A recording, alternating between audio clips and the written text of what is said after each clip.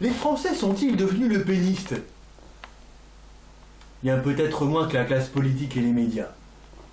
Alors c'est vrai, le FN a gagné des voix, pas beaucoup, lors des dernières élections législatives, mais ce sont surtout les autres partis qui en ont perdu.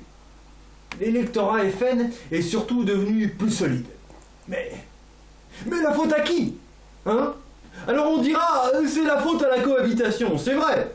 Pendant un an, la guérilla droite-gauche a été désastreuse pour l'image des politiques. Mais aussi, l'UMP et Nicolas Sarkozy n'ont semblé exister qu'en chassant sur les terres du FN.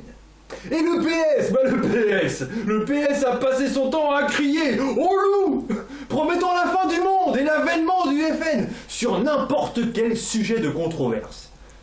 Et les médias englués dans leur monde d'informations anxiogènes, se sont emparés de n'importe quelle histoire concernant la sécurité ou l'immigration pour les monter en épingle, obligeant les politiques à réagir, à surréagir eux-mêmes.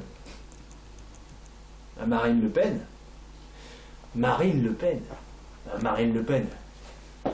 elle peut laisser les autres.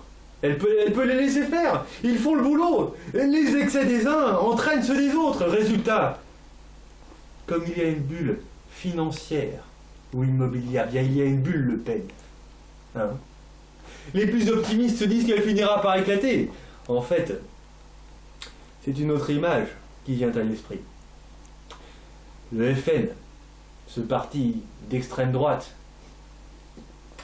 c'est comme le tabac. Il nuit gravement à la santé, mais tout le monde le fume. Politique et médias, plus personne ne peut s'en passer. Et maintenant, qu'est-ce qu'on fait? Nicolas Sarkozy tente le coup du patch avec Claude Guéant? Pas sûr que ça remplace la nicotine.